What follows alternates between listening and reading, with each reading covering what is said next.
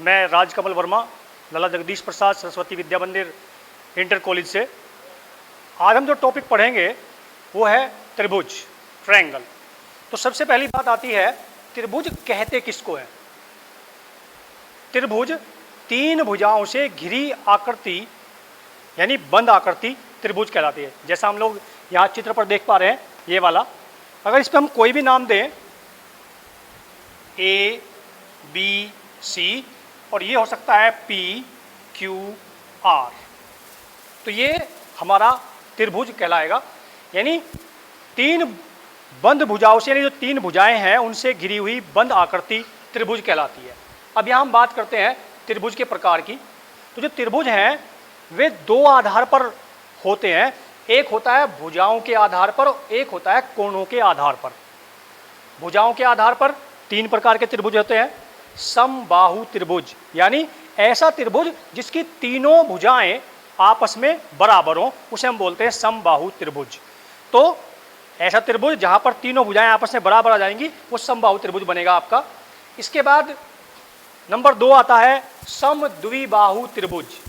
समद्विबाहु त्रिभुज ऐसा त्रिभुज होगा जिसकी दो भुजाएं आपस में बराबर हो।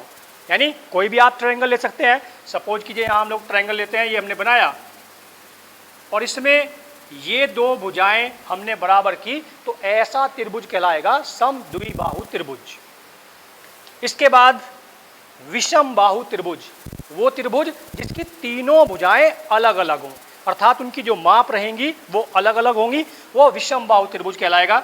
जैसे हम ले सकते हैं इस प्रकार से, यहाँ हम लोग देख पा रहे हैं कि इसकी तीनों भुजाएं अलग अलग हैं, कोई भी भुजा एक दूसरे के बराबर नहीं है, तो इसलिए ये कहलाएगा विषम बाहु त्रिभुज। दूसरा प्रकार हमारा होता है कोणों के आधार पर। तो कोणों के आधार पर जो त्रिभुज बनता है वो तीन भुजाएं और वहां पर तीन कोण रहेंगे।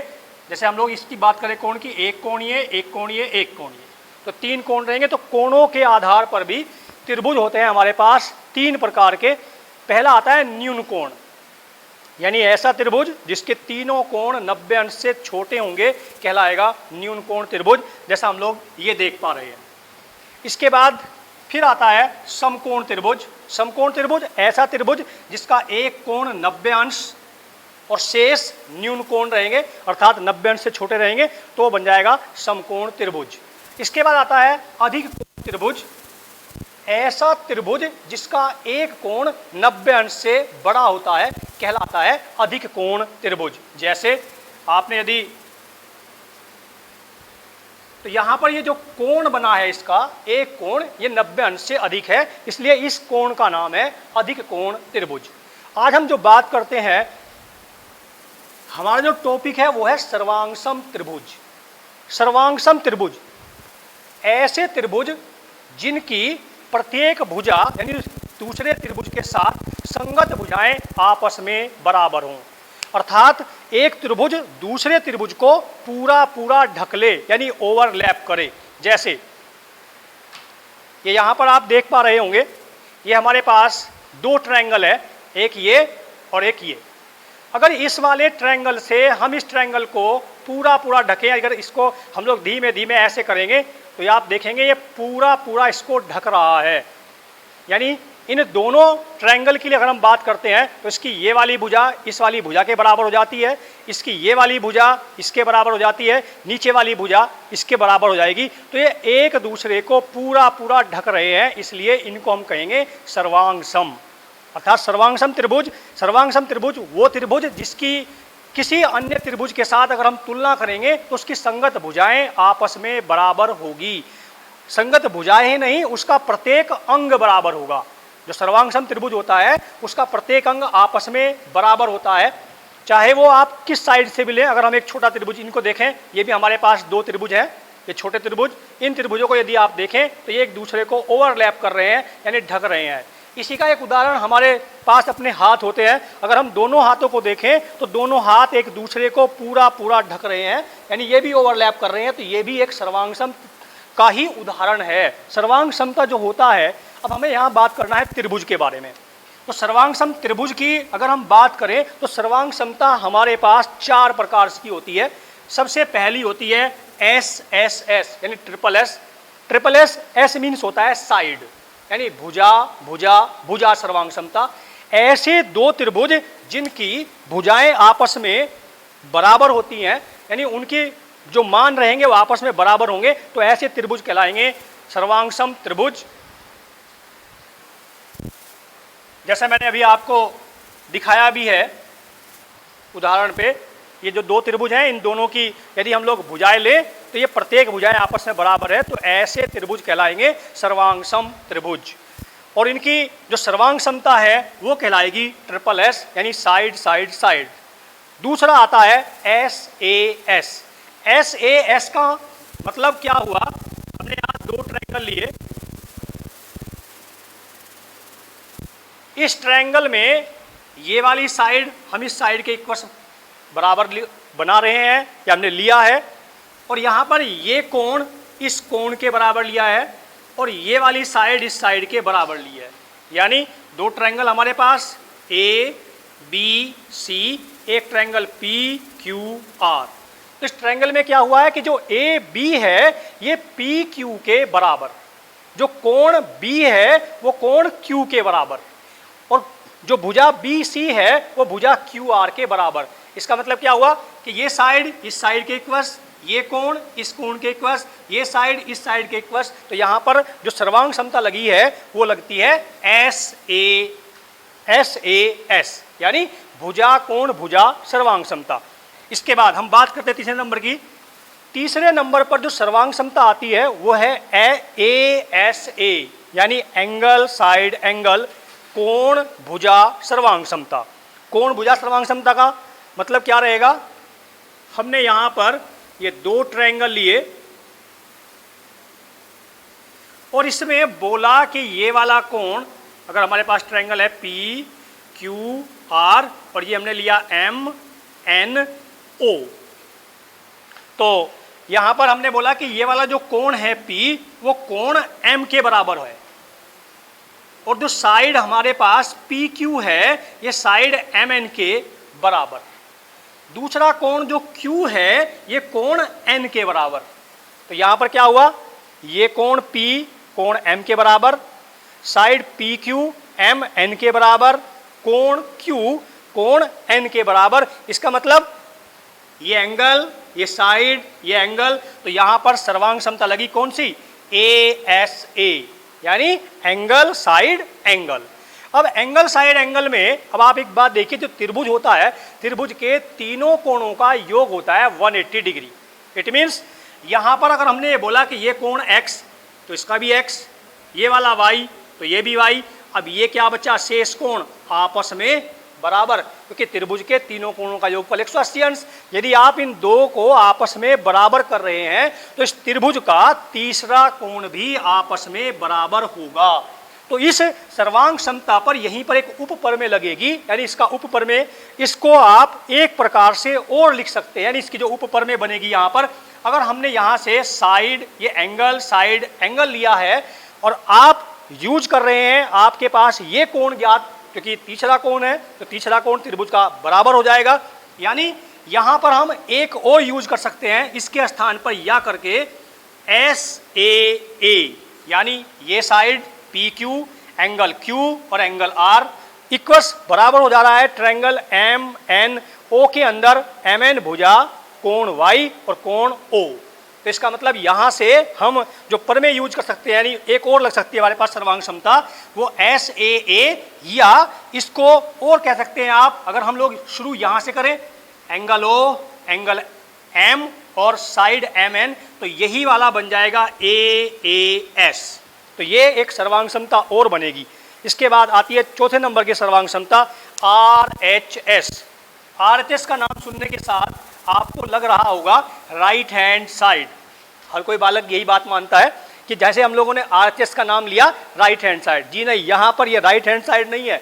इसका मतलब है राइट एंगल हाइपोटेन्यूस साइड, यानी ये बनेगा अपने पास में समकोण त्रिभुज। तो समकोण त्रिभुज में अगर हमारे पास में एक समकोण त्रिभुज है ये, और इसी के जैसा एक और समकोण त्रिभुज तो यहाँ हमने क्या यूज किया है, R H S, right angle. It means अगर ये ए बी सी और ये पी क्यू आर, तो जो एंगल बी है ये एंगल क्यू दोनों के दोनों 90 degree, it means right angle.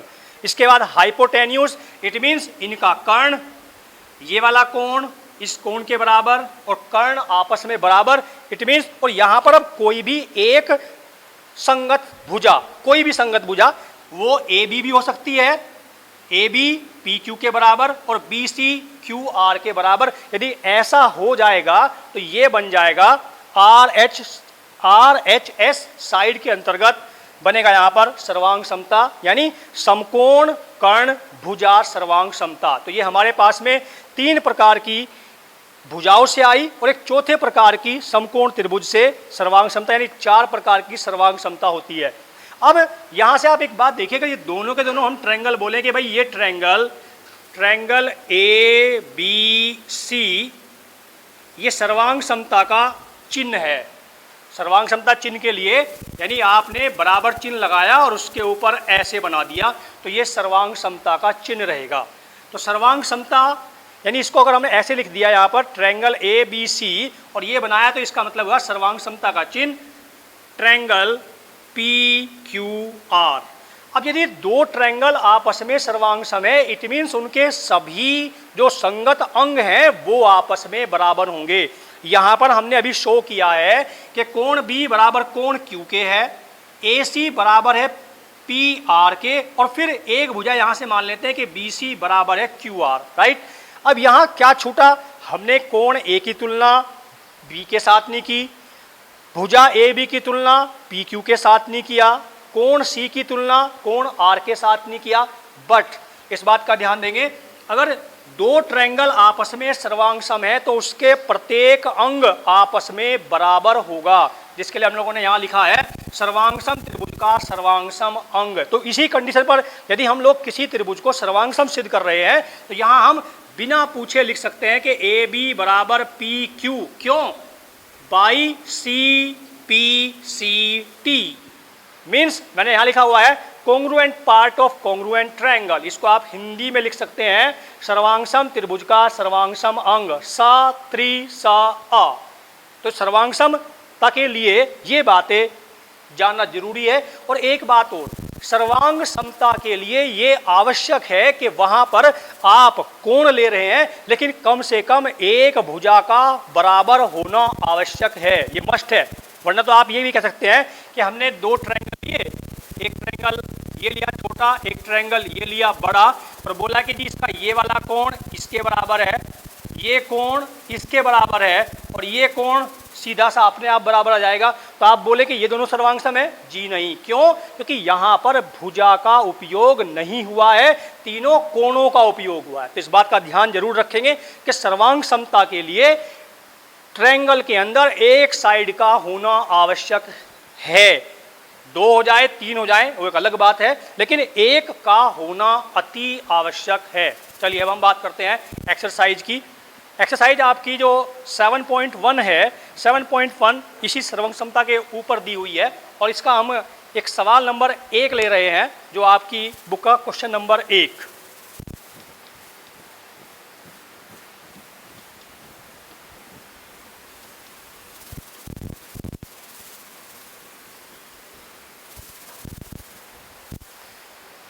Question number 1 में एक्सरसाइज 7.1 और क्वेश्चन नंबर 1।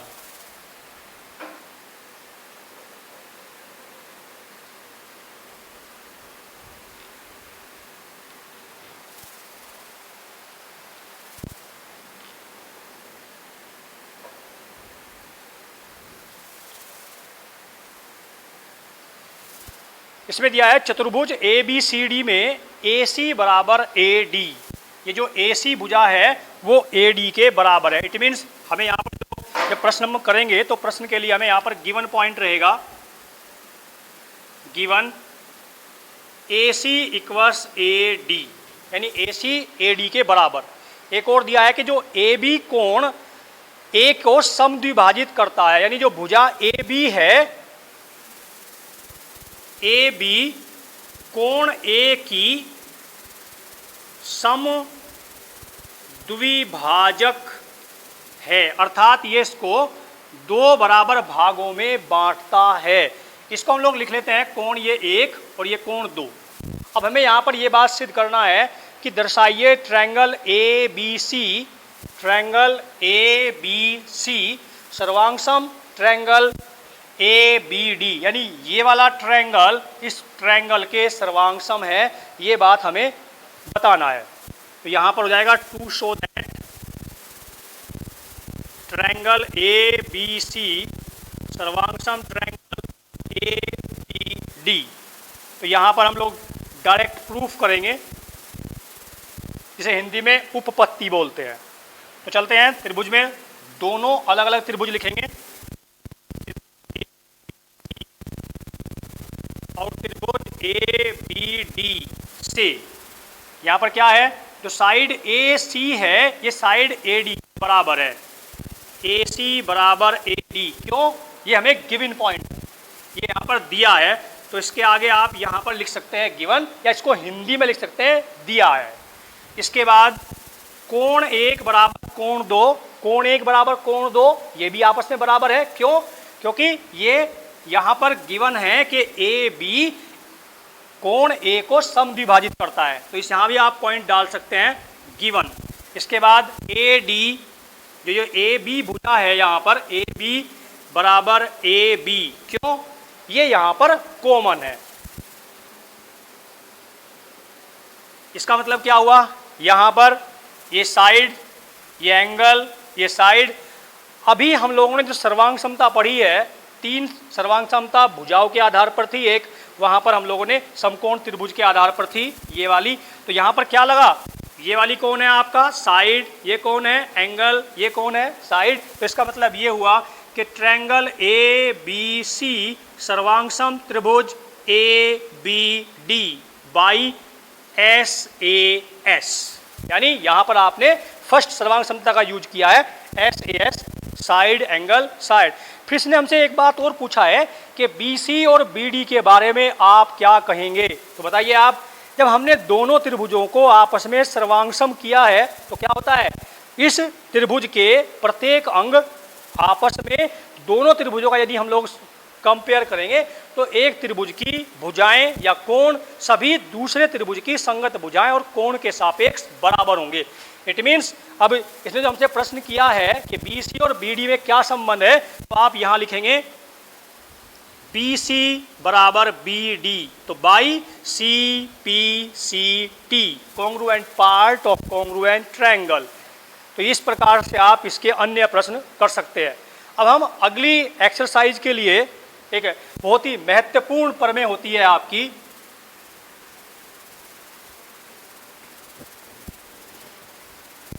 एक महत्वपूर्ण प्रमेय। अगर हमारे पास में कोई त्रिभुज है, कोई भी त्रिभुज है, इसके बारे में आपने पढ़ा भी होगा कि किसी भी त्रिभुज की दो भुजाओं का योग सदैव तीसरी भुजा से बड़ा होता है। हमें यहाँ पर सिद्ध करना है, अगर हम यहाँ से एक त्रिभुज लेते हैं, कोई भी त्रिभुज लिया है यहाँ पर जिसका नाम ए बी और सी है, तो यहाँ हमें सिद्ध करना है कि इस त्रिभुज की दो भुजाओं का योग तीसरी भुजा से बड़ा होता है। तो इसके लिए क्या करें, यहाँ से एक साइड जो हमारी बी ए है इसको आगे की ओर बढ़ाएं।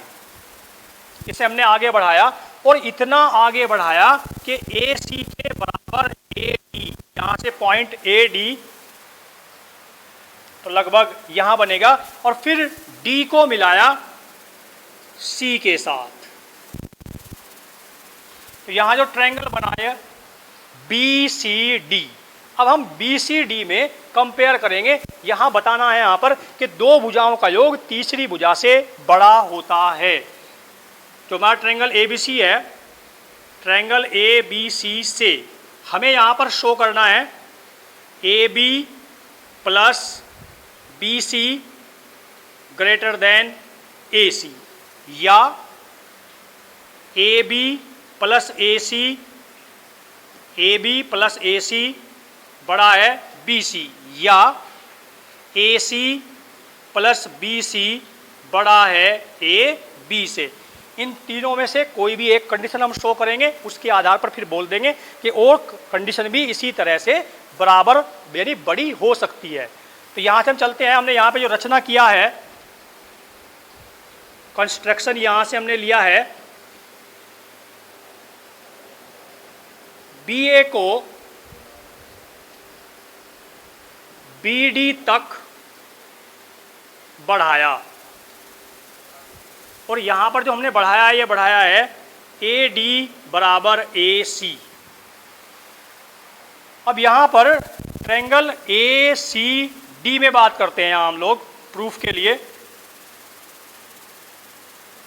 ट्रायंगल ए सी डी, मैंने अभी बात किया था आपसे त्रिभुज के प्रकार के बारे में। तो यहाँ क्या हुआ, त्रिभुज ए सी डी में दो भुजाएं आपस में बराबर आई, दो भुजाएं आपस में बराबर। तो इसका मतलब क्या हुआ कि ये वाला जो कोण है इस कोण के बराबर हुआ।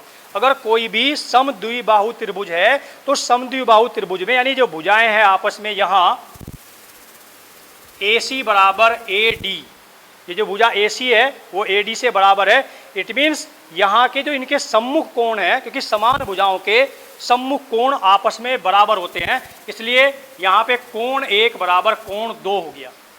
अगर यहाँ पे हम लोग कोण 3 एक और इसको मान लें तो इसमें ये बात रहेगी, जो कोण 1 है, कोण 1 की ओर 2 को या 2 की ओर 3 को हम जोड़ें तो वही कोण बड़ा हो जाएगा। भाई जब दो चीज़ें आपस में बराबर हैं, यदि किसी साइड पर कोई चीज़ जोड़ेंगे तो क्या हो जाएगा, बड़ा हो जाएगा। तो यहाँ पर हमने क्या किया कि कोण 1 और कोण 2 के साथ कोण 3 को हमने यहाँ अटैच किया है। तो इसका मतलब क्या हुआ कि ये जो दोनों मिलकर के ये कोण 1 से बड़ी हो जाएंगी। क्लियर। कोण जो 1 है वो हमने किसके लिए लिया है, कोण डी के। तो यहाँ हम लोग सिंपल डाल सकते हैं, कोण डी इज लेस देन 2 और 3 मिलकर कौन बना, कोण सी। इसका मतलब कोण सी बड़ा हुआ कोण डी से। अभी हमने जो ऊपर यूज किया था डी के सम्मुख भुजा, डी यानी जो, अब पूरे त्रिभुज में हम बात करेंगे, त्रिभुज बी सी डी में, त्रिभुज बी सी डी से कोण डी के सामने की भुजा कौन है, B C. B C less than कोण सी, ये पूरा कोण सी है तो इसके सामने की भुजा कौन, ये पूरी आ जाएगी, यानी बी डी। इसको उल्टा लिख लेते हैं, यानी बी डी को पहले लिखेंगे, B D is greater than B C. इसका मीनिंग यही है कि B C less than B D, it means यहाँ पर बी डी बड़ा है। तो B D is greater than B C. और बी डी कौन है, बी डी है A B plus A D, it means A B plus A D greater than B C. लेकिन हमने क्या किया है, जो ए डी है ए डी को किसके बराबर लिया है, ए सी के बराबर। तो यहाँ पे बन जाएगा A B plus A C is greater than B C. यानी जो हमने 3 संभावित कंडीशन ली थी कि इनमें से कोई एक कंडीशन यदि सिद्ध हो जाती है तो यहाँ पर हमारी कंडीशन कौन सी सिद्ध हुई, सेकंड वाली, यानी A B plus A C is greater than B C. तो क्या हुआ कि किसी भी त्रिभुज की 2 भुजाओं का योग तीसरी भुजा से बड़ा होता है। यहीं पर एक और इंपॉर्टेंट प्रमेय आती है हमारे पास, सिद्ध करना है कि किसी त्रिभुज की जो बड़ी भुजा है उसके सामने का कोण बड़ा होता है, यानी इसी से रिलेशन रखेगा वो भी।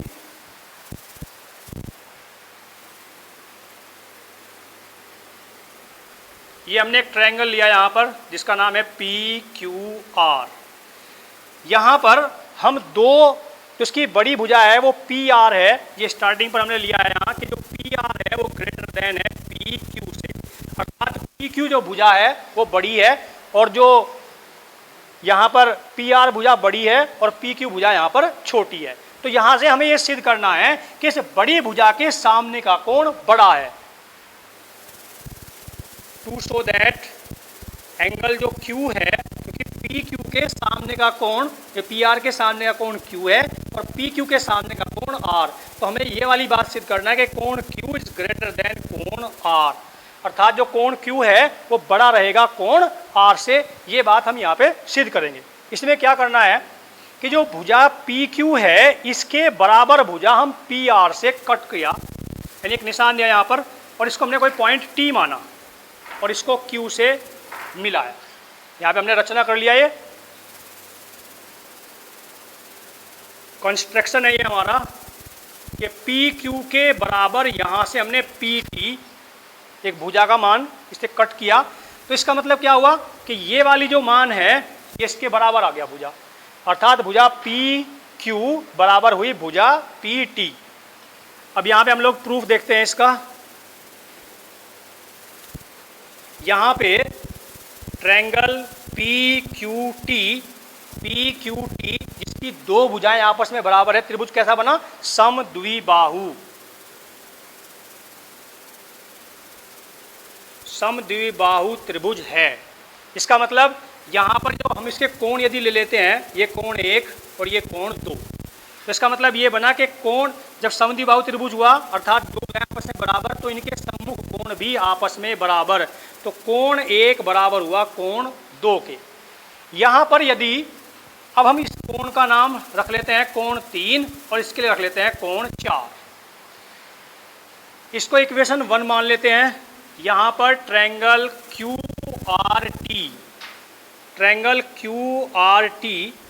आर टी के लिए ये जो कोण 2 है बहिष्कोण बनता है, के लिए कोण 2 बहिष्कोण है। और बहिष्कोण के लिए विशेषता होती है कि किसी भी त्रिभुज का बहिष्कोण उसके दो अंतःकोणों के योग के बराबर होता है। इसका मतलब क्या हुआ कि यहाँ पर जो ये कोण 2 है ये कोण 4 और कोण 3 के बराबर होगा योग में, इसलिए कोण 2 बराबर कोण 4 प्लस कोण 3। इसका मतलब ये हुआ जब यहाँ पे कोण 2 कोण 4 और 3 के बराबर है, अभी हमने 2 को बराबर किसके किया? 1 के, तो हम ये लिखेंगे यहाँ पर कि कोण 1 बराबर होगा कोण 4 प्लस कोण 3 के। जब ये बराबर हो जाएगा, अब यहाँ से ये 2 बराबर हैं, अगर यहाँ से हम 4 को हटाकर इधर जोड़ें तो सीधी सी बात, अगर इसको यहाँ से हटाएंगे तो भी 3 से बड़ा हो जाएगा, और यदि इसको साथ में जोड़ दिया तो फिर तो बड़ा होगा ही। तो यहाँ से हम लोग कंडीशन लिख सकते हैं, या कोण 1 प्लस कोण 4 बड़ा हो जाएगा कोण 3 से। ठीक, 1 प्लस 4 बड़ा हुआ 3 से, 1 प्लस 4 कौन है? कोण Q, यानी कोण Q बड़ा हुआ, और कोण 3 कौन है? कोण R। हमें यही बात यहाँ पर सिद्ध करना था कि कोण Q बड़ा है कोण R से, अर्थात किसी जो त्रिभुज है जिसकी बड़ी भुजा होती है तो बड़ी भुजा के सामने का कोण बड़ा होता है। धन्यवाद।